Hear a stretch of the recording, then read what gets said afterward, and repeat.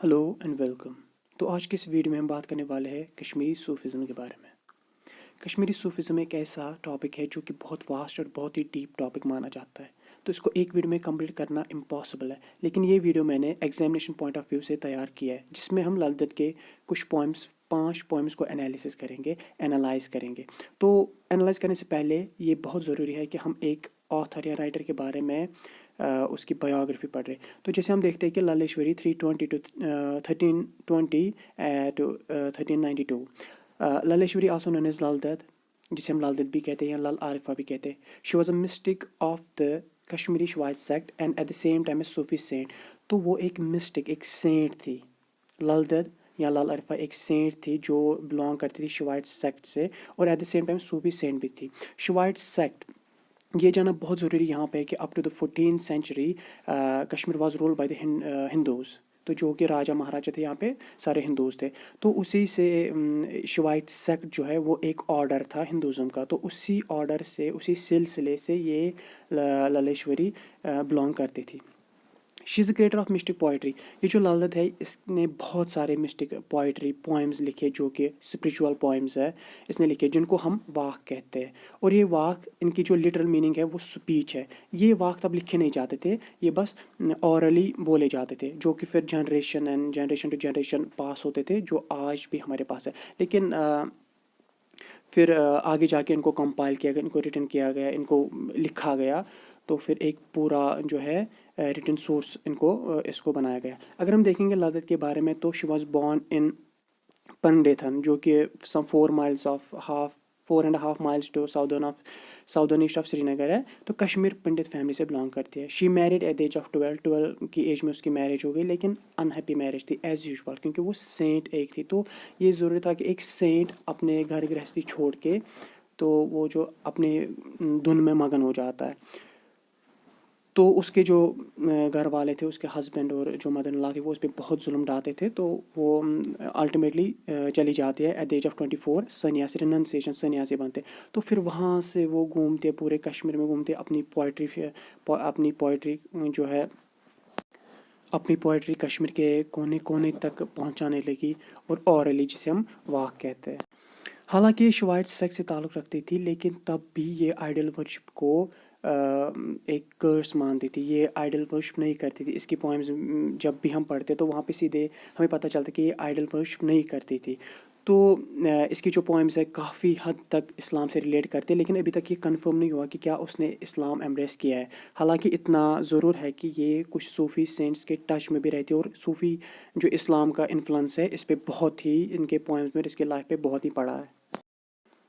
लाल दत्त के spiritual poems या wax, इनसे बहुत सारे सूफ़ी सेंट्स, कश्मीर के सूफ़ी सेंट्स इंस्पायर हुए, जैसे कि शेख नूरुद्दीन नूरानी बहुत ही ज़्यादा इंस्पायर हुए थे इस सबसे, जो कि इनके नियर कंटेम्पररी माने जाते हैं। तो बहुत ही ज़्यादा इन्फ्लुएंस हुए। एक इसमें कोई भेदभाव नहीं है। तो रियल ट्रूथ्स और सर जो कि दुनिया की सच्चाई इनकी पोएम्स में बयान की जाती है। किसी रिलीजियस को, किसी सेक्ट को ये प्रमोट नहीं करते थे। तो जो कि मॉरल इश्यूज़ है और जो कि मेन सब्जेक्ट्स होते हैं इंसान की लाइफ के बारे में, उनको टच करा है, डील करा है लाल दत्त के पोएम्स में। तो इस वीडियो में हम लाल दत्त के 5 पोएम्स को या वाक्स को एनालाइज करेंगे, जिसमें कि I have seen the learned man, the thoughtless read the holy book, my guru gave me but one precept, impart no esoteric truth to fall, I came straight. तो लाल दत्त के जो पोएम्स है या वाक्स है, उनमें कुछ इस तरह के थीम्स पाए जाते हैं, जैसे कि डीपली पर्सनल होते हैं। ये जो सारी पोएम्स है डीपली पर्सनल है, वो खुद को यहाँ पे एड्रेस करते हैं। दूसरा, वोव्स ऑफ ह्यूमन कंडीशन के बारे में वो अपनी पोएम्स में बताती है। डिसइल्यूजमेंट विद वर्ल्ड, जो ये सारा भ्रम है दुनिया का, जो कि हर रिलीजन में बोलता है कि ये दुनिया एक कैद खाना है। तो वो थीम यहाँ पे पाया जाता है। एंग्विश सर्च ऑफ गॉड, खुदा को ढूंढने की जो उसमें सर्च एंग्विश होता है, वो तड़प होते हैं, वो इन पॉइंट्स में मिलते हैं। और realization of the highest truth, और वो ये चाहते हैं कि हर कोई इंसान हाईएस्ट ट्रूथ, रियलिटी जाने, अल्टीमेट ट्रूथ जाने, वो इस दुनिया के भ्रम से बाहर निकले, जो कि बहुत सारे सूफी सेंट्स भी इस पॉइंट पे स्ट्रेस देते हैं। तो ये सारे कुछ थीम्स है जो लाल दत्त के पोएम्स में पाए जाते हैं।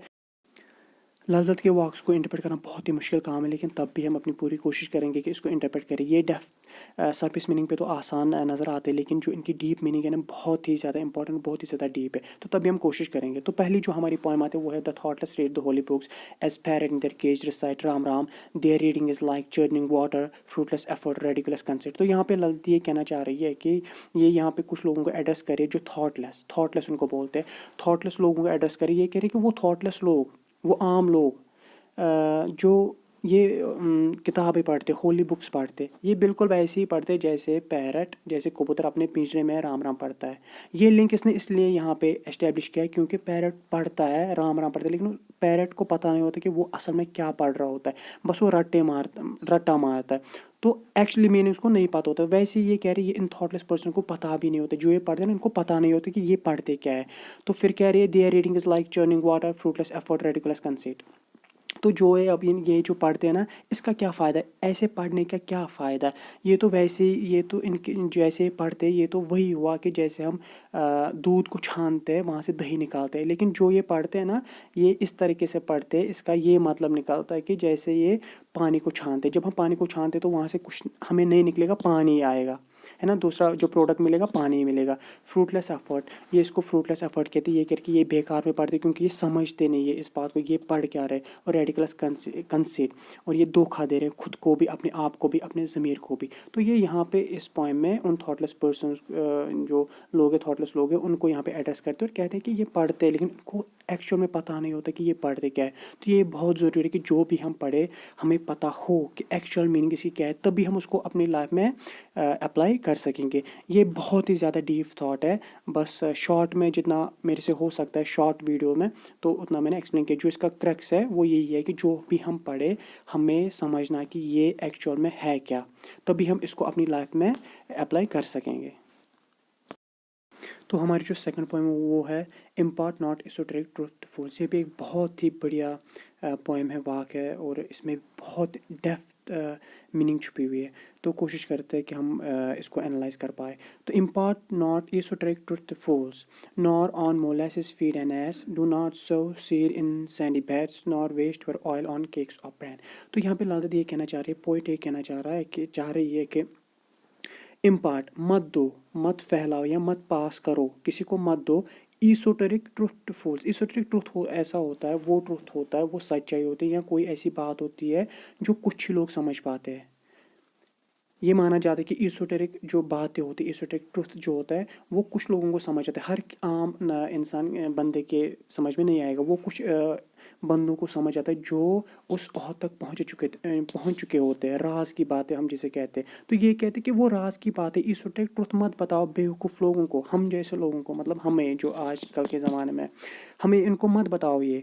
Nor on molasses feed and S. तो ये वैसी बात हुई कि जैसे आप गधे को मोलासिस दोगे। मोलासिस होता है एक स्वीट प्रोडक्ट होता है, जब हम शुगर बनाते हैं तो वहाँ से एक प्रोडक्ट निकलता है, उसे कहते हैं मोलासिस। यहाँ कश्मीरी में जो हमारा एक प्रोवर्ब है वो है कि खार क्या जाए ज़ाफ़रानिश कदर। तो ये कह रहा है कि फूल उसको मत बताओ ये सारी बातें। ये वैसी बात हुई जैसे हम गधे को ज़ाफ़रान देंगे, ठीक।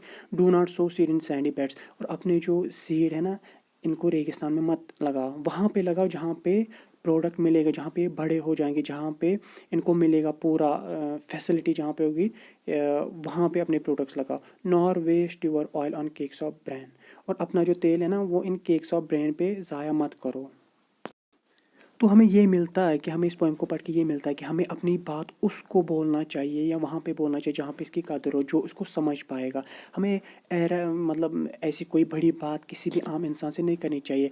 हमें अपने जो राज होते हैं वो उसको बताने जो उसको समझेगा। हम सबको नहीं बता सकते ऐसे ऐसे जो सच होते क्योंकि वो समझेंगे नहीं। तो हमें अपने जो राज है या अपनी जो फ़िलासफ़ी है उसको ज़ाया नहीं करना है इन बेकार लोगों पे।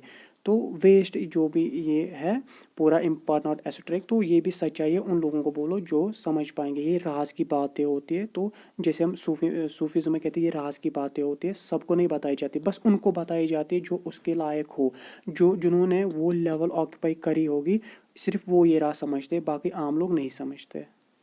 तो हमारी जो नेक्स्ट पोएम है वो है my guru gave me but one precept. My guru gave me but one precept from without withdraw your gaze within and fix it on the inmost self taking to heart this one precept naked I began to roam. तो यहाँ पर ललदत ये कहना चाह रही है कि वो इस पोएम में ये बता रही है कि मेरे गुरु ने मुझे एक परसेप्शन दिया, एक बात उसने मेरे को बोली. हम ऐसे कह सकते हैं कि उसने मेरे को एक बात बोली. उसने ये बोला कि बाहर से नजरें उठाओ और अपने अंदर झांक के देखो, अपने अंदर झांक के देखो. Taking this to the heart one precept. ये बात मैंने अपने दिल तक पहुंचे, मैंने दिल से समझी ये बात, और मैंने नंगा घूमना शुरू कर दिया.